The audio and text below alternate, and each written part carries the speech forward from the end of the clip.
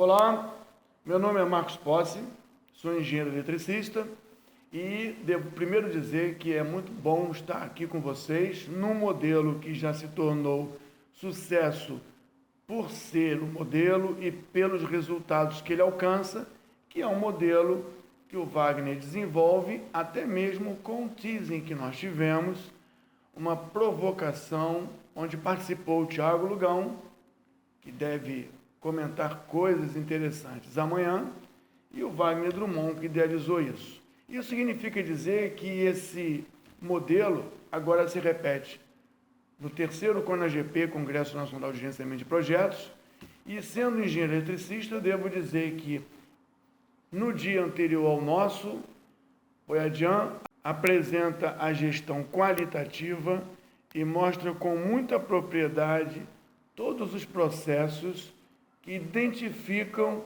o que é risco, a vantagem de apreciá-los, passando a bola para mim. E amanhã, Thiago Lugão fecha esse circuito, porque hoje o nosso assunto é análise quantitativa de riscos, especificamente pela técnica de Monte Carlo. Não pretende ser uma aula, mas uma lembrança, reciclagem do que é esse método e quais são os seus objetivos.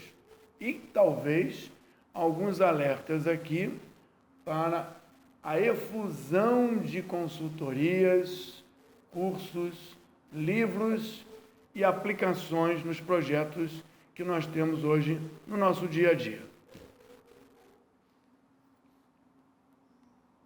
Esse método de Monte Carlo é sempre associado a jogos de azar. Parece que estamos jogando com os resultados dos nossos empreendimentos, das nossas obras ou dos nossos projetos. Por isso eu vou pegar alguma fonte razoavelmente confiável para buscar dentro de Monte Carlo a informação de que é algo utilizado há bastante tempo para obter aproximações numéricas onde não é possível ter uma resposta definitiva. E, em particular, grafar esse ponto onde não é possível encontrar uma informação determinística. Ou seja, nós não podemos garantir para ninguém, se tudo acontecer sem as devidas avaliações e correções de rumo, que o nosso empreendimento acaba exatamente em uma data. Não podemos garantir, sem nenhuma avaliação de contexto e preocupações, como foi apresentado anteriormente na avaliação geral dos riscos ou do seu gerenciamento, que os custos vão fechar exatamente no ponto em que foram calculados. Significa dizer que nós temos Monte Carlo para gerenciamento de projetos alicerçado em 3 fundamentos. Primeiro, a técnica de Monte Carlo utilizada de forma adequada. As propriedades e as ferramentas, ou as técnicas especificamente desse método, que são úteis para entender sequenciamento, entender linha de produção e não entender um lago de peixes, porque Monte Carlo também é utilizado para biologia, para armamento bélico, para análises de amostragem de populações ou até mesmo pesquisas do IBOP. A ferramenta que permite que as técnicas, ou especificamente algumas simulações da técnica de Monte Carlo, possam ser rodadas, possam ser apresentadas. E o resultado? Monte Carlo precisa ter no profissional que aplica o entendimento dessa técnica, ferramentas que viabilizem esses ensaios e como apresentar os resultados e quais resultados realmente importam. Graças ao nosso amigo Boyajian, reciclar, relembrar e descobrir, basta assistir à apresentação de análise qualitativa. Ele já abordou os processos e a gente só tem que lembrar que esse processo é cíclico. É uma coisa importante chamar a atenção, que no gerenciamento dos riscos, o processo é cíclico, é repetitivo. Não se faz uma análise de risco, em particular aqui, quantitativa, e vai embora. Isso é apresentar uma ideia e não acompanhar essa ideia. Vamos ver isso um pouco mais à frente, mas analisar qualitativamente é dar, através de diversas técnicas, inclusive algumas numéricas, para representar o subjetivo de forma objetiva, de maneira que seja possível priorizar e classificar os riscos ou as medidas a serem tomadas. Mas a análise quantitativa transforma isso numa avaliação numérica um pouco mais rica. O qualitativo precede e dá lugar ao quantitativo. Significa dizer que aquela primeira impressão que foi de muito alto ou alto se transforma agora aqui num estudo probabilístico em função de entradas e informações adequadas, processadas pela ideia de repetição através das variações de parâmetros, encontrando resultados que nos digam que o prazo, representado aqui por uma figura bonita, na verdade tem uma probabilidade de acontecer nessa ordem de grandeza. Ou seja, 215 dias, ou a variação para mais ou para menos, mostra que, com as informações apresentadas, com os resultados obtidos de estudos iniciais, não é um chute, é um estudo técnico, é a experiência daquele tipo de trabalho trazida na metodologia, lembre, técnica, a ferramenta apresenta esse resultado e agora nós temos resultados. O resultado será tão bom quanto aquela entrada que foi fornecida. 215 dias tem chance zero de acontecer. O que significa dizer que a probabilidade muito alta dos riscos se reduz agora a zero. Ou seja, os riscos acontecendo tornam praticamente inviável esse empreendimento, essa atividade, essa produção acontecer dentro do prazo determinístico.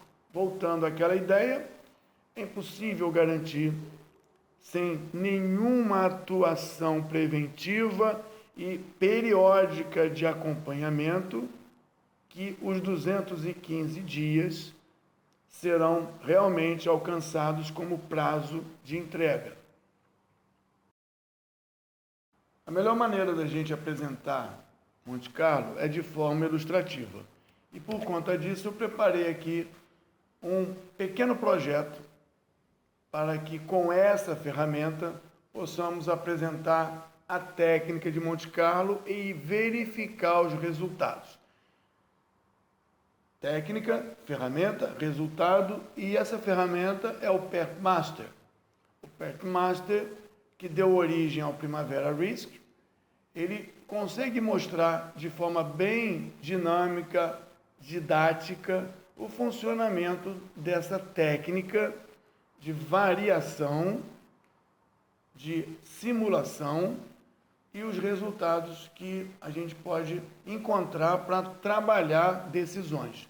Então, se nós temos aqui um projeto com 2 pacotes, cada pacote com suas atividades, vamos lembrar aqui que os riscos, os problemas, os desvios acontecem nas atividades. Os riscos acontecendo atrapalham a vida das atividades. Vida essa que dizia 11 dias, 1.100 unidades monetárias. Vida essa que dizia 31 dias, 3.131 unidades monetárias. Isso é dizer que o nosso trabalho acontece sem chuva, sem greve, sem motim, sem aumento de preços, sem indisposição, ou seja, é um ambiente perfeito. É por isso que o processo determinístico nos traz resultados como 88 dias, probabilidade zero, ou 88 dias, probabilidade muito pequena. Valor total muito pouco provável de acontecer. Consumo de materiais, mesma coisa. Aqui nós temos várias atividades na produção dos pacotes, sendo que o caminho crítico, aquele caminho mais curto, aquele caminho que define o prazo total do empreendimento, ele é vermelho, pela tradição de você pintar as barrinhas de vermelho. Então, esse aplicativo permite que a gente encontre com facilidade o caminho crítico.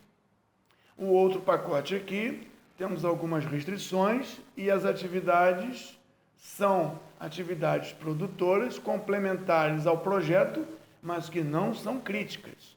Então, nós podemos fazer uma simulação mostrando o quê? E aqui nós não estamos aplicando os princípios mais adequados ou as sugestões da técnica. Talvez aqui hajam alguns riscos do nosso trabalho, não do projeto, riscos de nós aplicarmos de maneira indevida.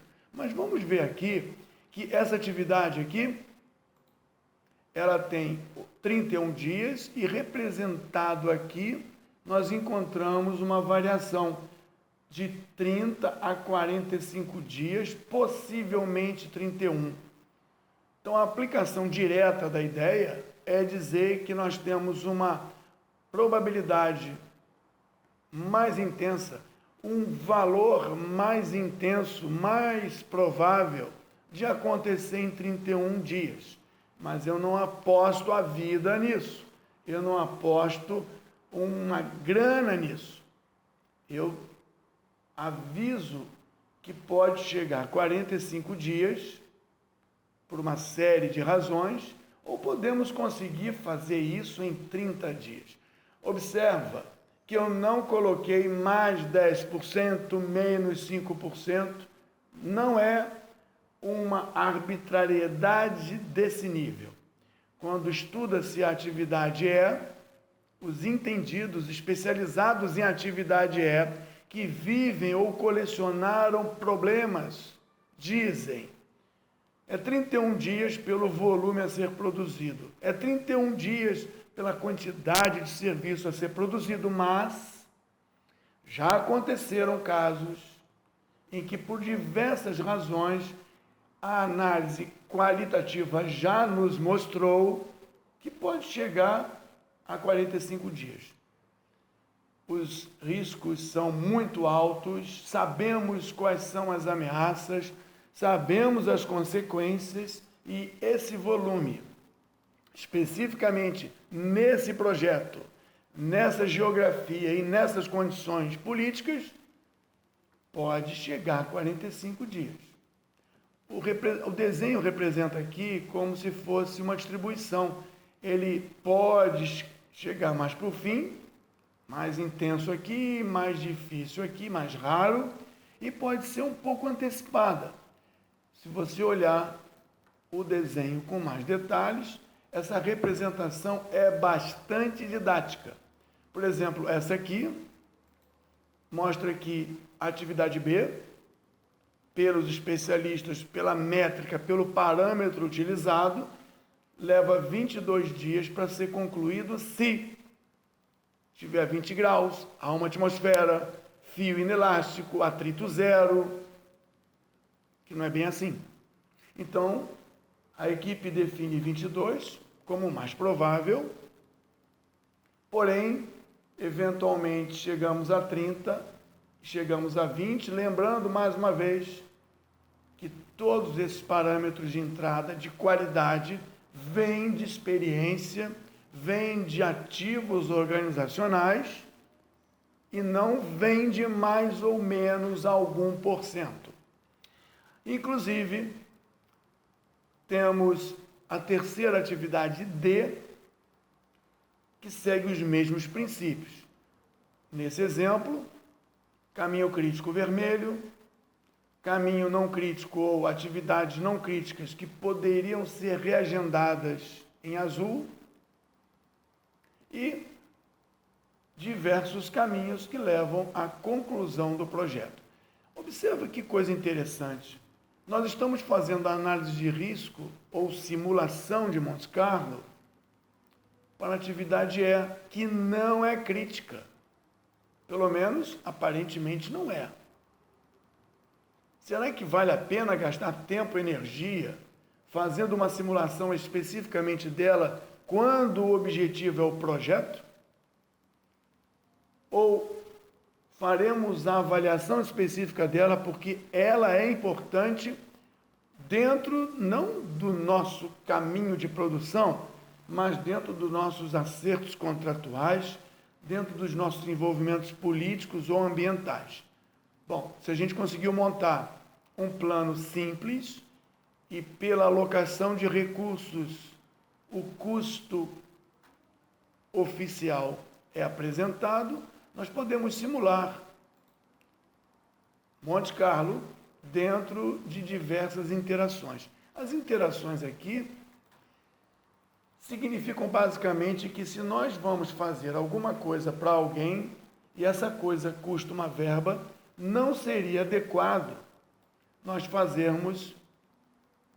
encontrarmos os desvios, demolir a coisa toda, fazer de novo, aprendendo com os erros do passado, descobrir novos erros, demolir, fazer novamente cada vez melhor. Como nós não podemos fazer isso com projetos, e sim com processos, resta-nos fazer simulações. Se nós fizermos 10 simulações, teríamos feito esse projeto, esse empreendimento 10 vezes. E a qualidade dos dados seria muito fraca. Vamos, então, dizer que vamos fazer 1000 vezes. E variando pelos princípios que nós adotamos. Variando 3 atividades, encontraremos diversos valores para fim, diversos valores para custo. Significa dizer que, já que a gente não pode construir e demolir para aprender com os erros, vamos simular o maior número de vezes possível esse modelo. E, a partir daí, observarmos as variações e aonde elas acontecem para tomar as medidas que vão diminuir os riscos, que vão prevenir os riscos ou que vão tornar esse empreendimento mais seguro no seu planejamento, mesmo que precisamos colocar mais atividades, mais recursos. Como é que a coisa funciona? O sistema vai analisar passo a passo ou direto. Olhando que, passo a passo, o que era 31 virou 34, que virou 30, que virou 42. Simulando passo a passo, nós encontramos diversas soluções, diversos resultados. Se a gente pedir para que ele vá de modo didático apresentando, acho que é possível entender que algumas atividades azuis ficam vermelhas, algumas atividades vermelhas ficam azuis, o que significa dizer que o caminho crítico oficial, aquele que todos se debruçam para trabalhar, não é determinístico. O caminho crítico é probabilístico.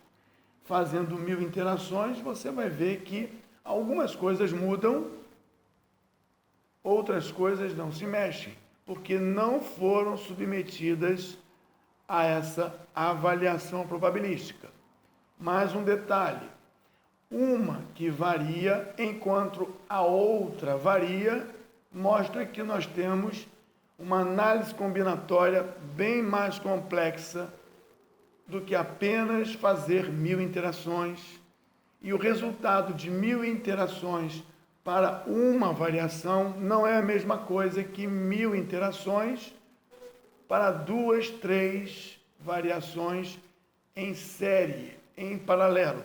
Nós estamos tratando aqui de um processo contínuo, porém com diversas ligações entre si.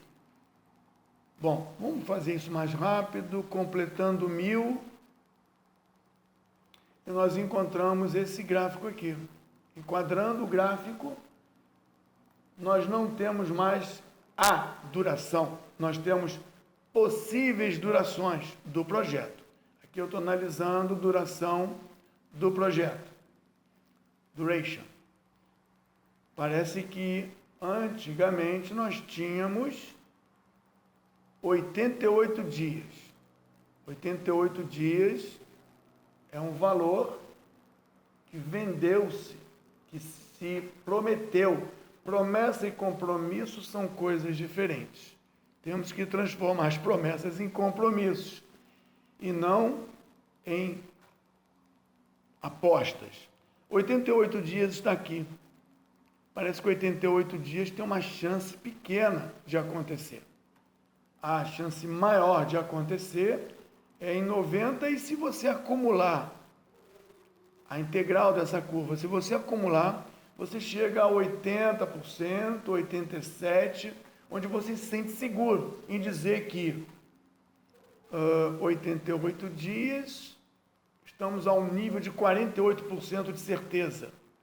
Você apostaria com o cliente entregar o empreendimento com 48% de certeza? Ou você acha que 87%, aí voltamos ao que Boiadinha falou, tolerâncias e limites. Como é que a organização entende duração? Como é que a organização entende custo? Como é que os limites e as tolerâncias são aceitas para os consumos? Aqui, 88, parece que estamos, deixa eu ver aqui, 88 na curva acumulada, vai a 12%. Ou talvez aqui em amarelo, 18%. Praticamente não vai acontecer. Melhor nós trabalharmos com alguma coisa em 95 dias. Projetamos, tendo as melhores técnicas, 88, mas a simulação nos diz que é prudente negociarmos 95 dias. O mesmo raciocínio é apresentado para o custo. Qual o custo real? Algumas unidades monetárias. Qual, 152 aqui parece, 152. Qual o custo mais adequado para nós pactuarmos no contrato ou nos compromissos? Promessa de 88 a 152 unidades monetárias está muito fraco. 18% não é uma garantia. Então, com o auxílio da técnica de Monte Carlo, nós podemos dizer, após a análise quantitativa e da escolha do que é relevante para o nosso trabalho, o que é relevante para o nosso entendimento de planejamento, quão distante da realidade probabilística está o 88, quão distante da realidade probabilística está o 152, valor em unidades monetárias. Bom, se a gente quiser melhorar isso, nós podemos dizer o seguinte: comprando, alugando, aumentando o contingente para atividade a gente consegue aumentar a precisão, a gente consegue aumentar o valor probabilístico a nosso favor. Por exemplo, 45 dias, se acontecerem coisas, mas sei que coisas podem acontecer. Se eu sei que coisas podem acontecer e eu quero melhorar a qualidade final do meu estudo, eu compro coisas, alugo equipamentos que vão melhorar as condições de produção. Se eu fizer compras, aluguéis e incentivos de produção, não chega nunca a 45 dias. A gente vai conseguir problemas no nível de 38. Lembre que para aumentar o grau de precisão, eu precisei investir. Se nós simulássemos novamente, nós encontraríamos, né, um resultado melhor. Vamos ver se a gente consegue fazer isso, analisando direto, ou seja, a avaliação aqui é menor, o que era crítico, não crítico, talvez tenha um impacto menor, e o resultado final diz que, ajustando o gráfico, o resultado final diz que 88 dias já ficou a 21%, acho que era 18%, passou para 21%. E uma chance de 80, 90, agora é 94 dias. Não era 95, passou para 94. As chances de chegar mais perto de 88 melhoraram, mas ainda assim não é 88. Os valores monetários ficaram mais perto de 152, mas ainda assim não é 152. Com o entendimento da aplicação e verificação dos resultados próximos ao que eu quis, próximo ao pactuado ou distante do pactuado, me leva a tomar atitudes para melhorar esses limites. Lembrem que os limites não são arbitrados, não é mais 10%, nem menos 5%. Os limites são dados pelos entendimentos e história dos especialistas ou dos executores dessa atividade. E os parâmetros só foram alterados porque depois de entender os impactos e a proximidade das metas, verificamos que estão longe do desejado, acionamos os especialistas e as equipes para dizer como tiramos de 45 para 38. Aí os especialistas vão dizer, desde que me dê mais recurso, e aí eu tenho que aumentar os recursos. Se eu aumentar os recursos de 1 para 2, provavelmente os valores vão mudar. Se eu aumentar os recursos financeiros, os valores vão mudar. Se eu alugar coisas, para toda ação e atitude de melhoria, de precisão, de aproximação probabilística à meta, mais recursos serão consumidos. Então, há uma composição resultados-custo, resultados, empenho e esforço, para que nós cheguemos à condição de trazer a incerteza mais próximo da certeza. Isso é a aplicação da técnica de Monte Carlo através de uma ferramenta para alcançar os resultados. Esses 3 elementos são necessários. Técnica de Monte Carlo aplicada a projetos. A ferramenta adequada à nossa modelagem. Aqui, nesse momento, eu só tenho condição de modelar a variação da duração. Eu não tenho condição de modelar variação dos custos dos recursos. Eu não tenho condição de modelar a variação da moeda que paga os serviços e a produção desse projeto. Mas eu usei essa ferramenta porque ela é extremamente didática. É possível ver, na hora em que você faz a simulação, que coisas acontecem. essas coisas acontecem e impactam dentro do planejamento. Aquilo que era crítico para de ser crítico, aquilo que não era crítico se torna crítico. Um exemplo aqui, atividade D, em destaque. Ela é verde e azul. Então, aquilo que eu não considerava a tomar conta, que eu não considerava a monitorar os custos ou as datas, já me mostra aqui, de maneira bem didática, que é necessário rever conceitos. A técnica prevê boas entradas para ter resultados confiáveis. A técnica prevê ferramentas capazes de modelar o que nós precisamos. E a técnica prevê que os resultados sejam avaliados de forma técnica pelos especialistas. Os resultados da atividade E ou do pacote 120 devem ser apreciados pelos que entendem desse assunto.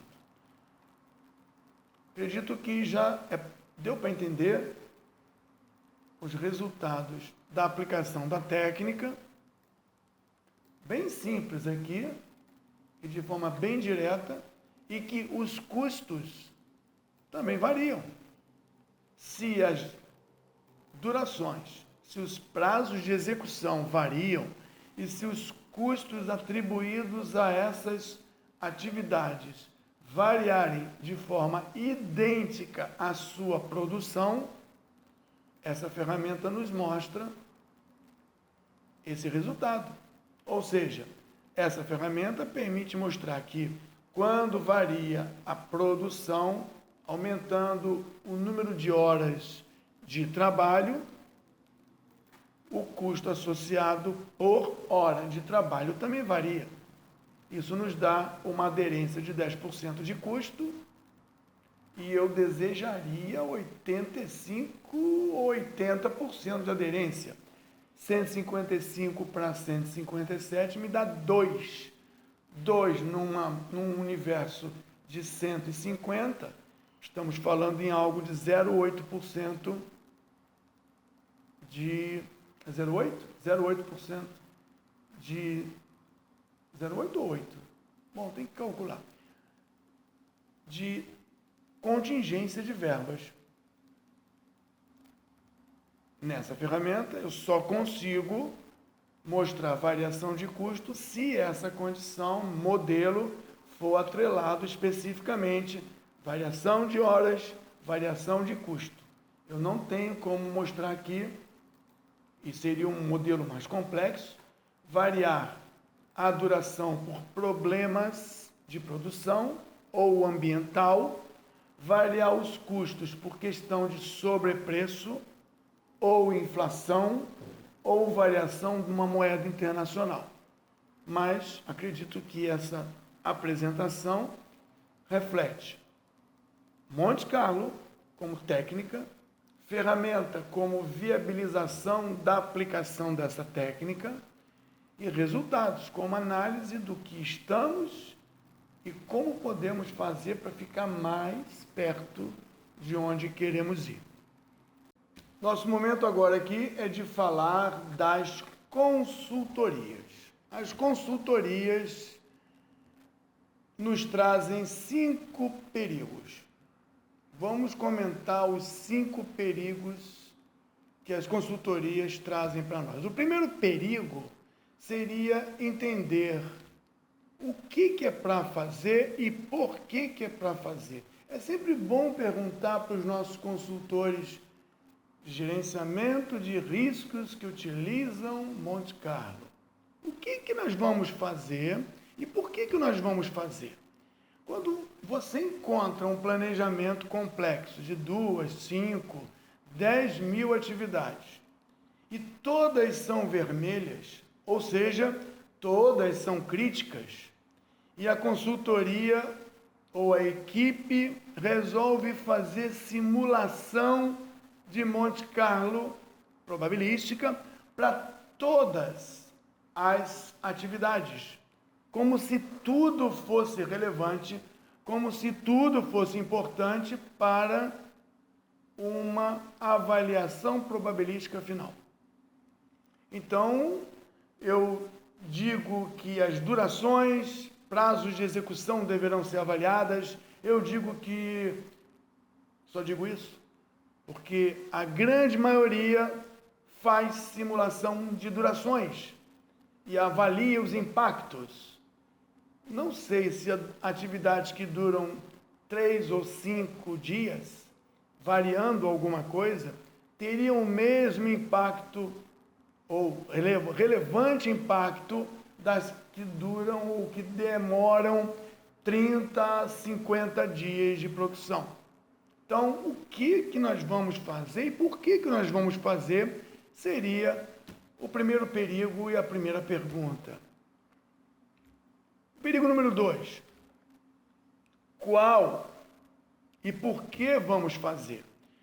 Nós temos uma infinidade de distribuição, perfis de distribuição, que significam como aquela grandeza vai se comportar. Nós falamos em valor mínimo, valor máximo, duração mínima, duração máxima, mas existem atividades cujo perfil de distribuição, ou seja, se o método faz simulações aleatórias, ele também pode fazer no seu modelo simulações que são mais carregadas no pessimismo ou simulações mais carregadas no otimismo ou simulações que tratam tudo mais ou menos com o mesmo peso.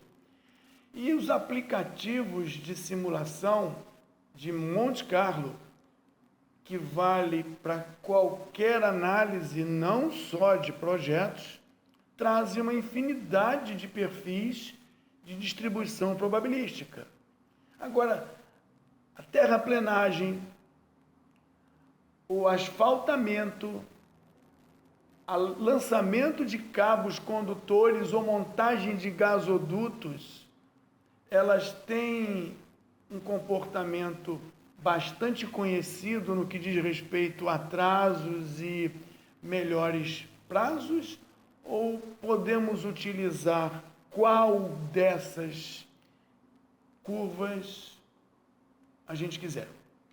Se for isso, os resultados que vão sair seria mais ou menos o equivalente às estimativas de crescimento do coronavírus, que parece que talvez seja, e que a gente tem comparativos, os comparativos são diferentes, a distribuição, o comportamento, os momentos em que eles acontecem não são exatamente iguais em todos os lugares. E o pior, esse gráfico aqui, que eu não sei de onde veio, mas é bastante interessante, mostra que o mesmo problema acontece um pouco de um jeito no começo, normaliza e piora muito. Ou seja, o comportamento não obedece àqueles perfis desenhados no primeiro slide, naquela primeira figura. Ele tem 2 picos. Será que a terraplenagem, o gasoduto, o aqueduto, a linha de transmissão, será que uma produção de software tem um perfil tão complexo assim? Então, esses diversos perfis que têm um comportamento semelhante, olha, esse tem um comportamento semelhante em diversos países. Não sei o que significa, mas esse perfil semelhante de especialistas diria, podemos aplicar esse perfil. Não é exatamente igual para todos, mas o perfil tem um comportamento muito semelhante. Especialistas disseram isso, não o vendedor do software ou aquela consultoria que nós começamos agora. Mais uma vez, parece que esse gráfico mostra que em algum lugar o perfil não está dentro daqueles perfis que nós vimos na primeira tela, no primeiro slide. Esse aqui o perfil é igual, mas tem carga maior no começo, carga maior no fim. Ou seja, esse perigo, qual e por que, já foi abordado. Agora nós temos o perigo 3. Então, o que me dizes? a partir dos resultados, te dizemos alguma coisa. Hoje, a linha vermelha mostra o que seria de certeza se você utilizasse a grandeza prometida. A grandeza prometida é o prazo de entrega, 11%. A grandeza prometida é o custo, 11%. A grandeza mostrada aqui é o consumo, o desperdício de materiais, ou a garantia do uso de materiais, 11%. Isso é o resultado. O que me dizes? Eu digo isso. Qual seria o valor mais adequado para nós trabalharmos? De prazos? Qual seria o valor mais adequado a ser trabalhado? De custos? E analisar quão longe o valor mais adequado, mais seguro, mais provável está da nossa meta. E a partir daí, como nós já dissemos, tomar medidas. Só apresentar curvas é um perigo. O perigo número 4 é a futurologia. Dos 5 perigos da nossa consultoria é a futurologia. Um exemplo que foi tirado de um projeto real é que o comportamento da moeda dólar é um risco. Quem trabalha com dólar, isso é uma coisa notória, conhecida.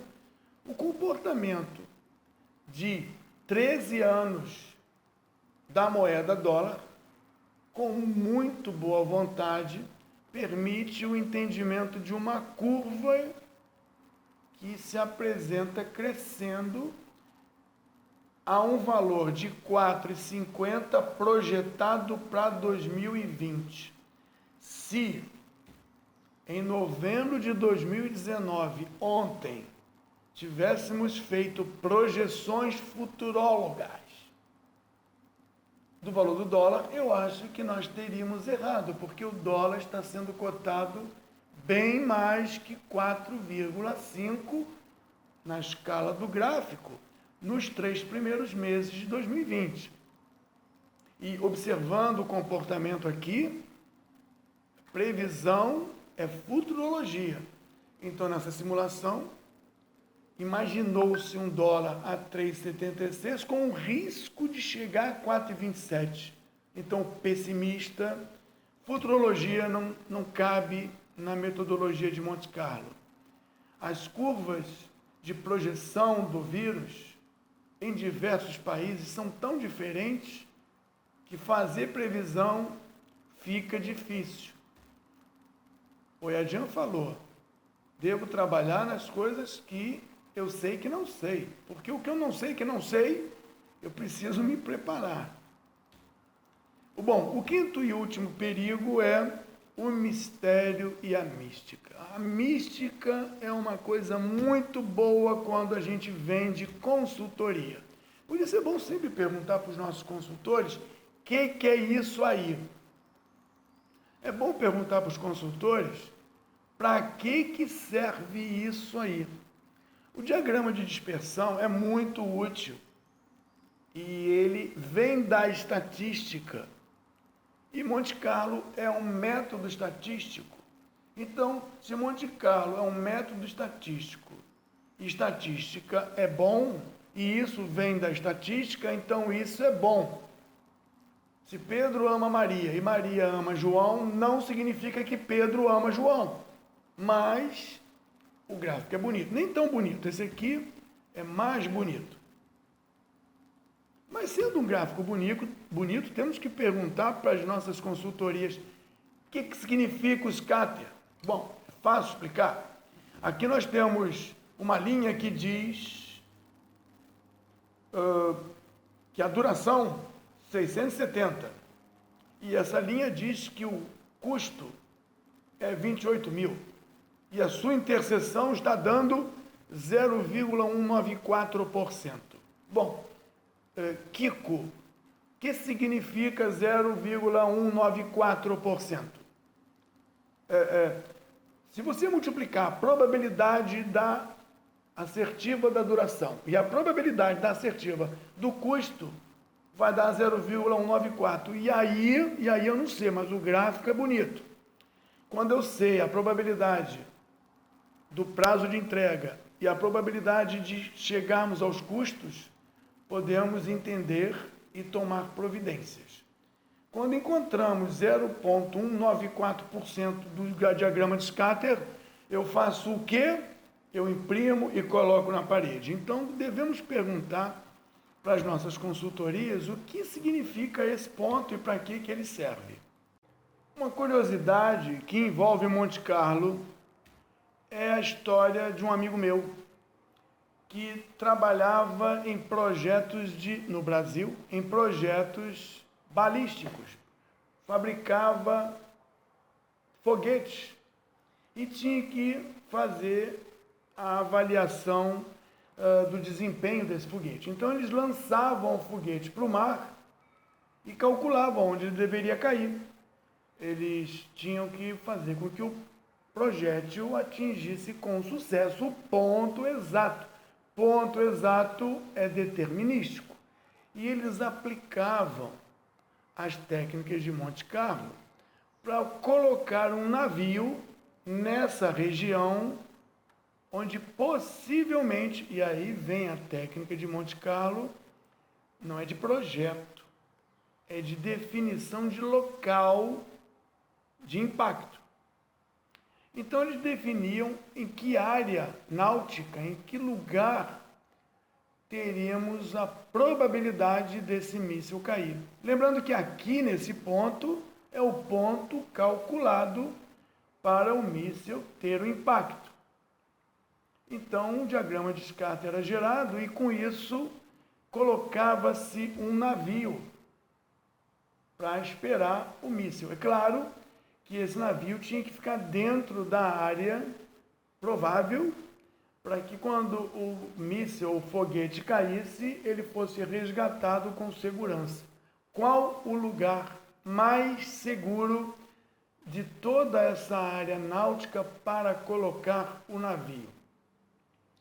Onde você colocaria o navio dentro desse mapa probabilístico para dar aos marinheiros a maior segurança de não sofrer o impacto do míssil ou do foguete?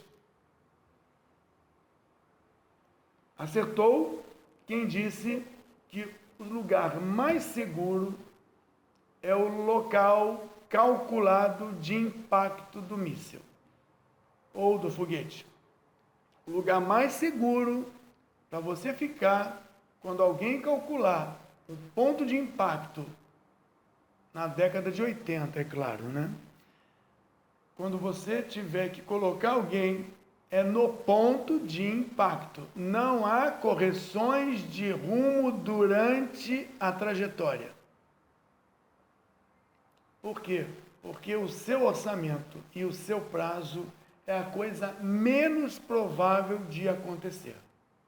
Se você puder apostar uma grana, aposta que não acabará no prazo e que não acabará no custo previsto. Claro que eu repito, sem correções de rumo. Se a coisa for como ela vai. Se tiver correções de rumo, e voltamos ao que o Boiadian falou, voltamos ao que é preconizado nas consultorias sérias. Não é um plano de gestão de riscos, não é um mapa dos riscos, não é uma probabilidade. É um acompanhamento permanente, aí voltamos, o lugar menos seguro será o ponto de impacto, porque há trabalho permanente de ajustes de rota, atitudes compensatórias. Eu acredito que nós podemos terminar nossa ideia fazendo uma consultoria, que é uma receita de bolo. A primeira coisa é definir o caminho crítico do seu projeto. Cuidado com a palavra caminho crítico. Depois, você define a faixa crítica do seu projeto. Estamos falando em atividades, produção, linhas de produção. Depois você define as atividades interessantes, que não são críticas, nem são aquelas que definem prazos, mas que são muito interessantes para os envolvidos. Depois você define os parâmetros críticos. Inflação, variação de moeda, variação da outra moeda, aumento do custo possível de algum insumo, dissídio salarial, quantidade de material possível de ser usada, entrada de recursos financeiros não precisos. Depois você define as tolerâncias que são admitidas. Simula, apresenta resultado e chama especialistas para fazer com que todos os valores longe da meta, por conta da análise probabilística, possam ser trazidos mais próximos da meta, de maneira que você atinja o seu propósito. Mas preste atenção, é preciso ter um propósito, senão não adianta fazer nada disso. E a revisão é a correção de rumo do plano inicial. Lembrando do nosso amigo Guadian, precisamos fazer isso periodicamente, fora o controle ordinário, precisamos fazer esse controle extraordinário para que o lugar mais seguro de colocar o nosso barco seja longe do ponto de impacto. No final, você pode imprimir um mapa de scatter bem bonito, provavelmente com 4 dimensões, custo, prazo, produtividade, variação do dólar, e coloca na parede. Isso, sem dúvida, vai coroar todo o seu planejamento de riscos quantitativo. Foi um prazer participar do nosso Kona GP, terceira edição, que é um sucesso pelo terceiro ano seguido, porque agrega uma grande ideia e a participação de todos os envolvidos contribuindo para esse sucesso.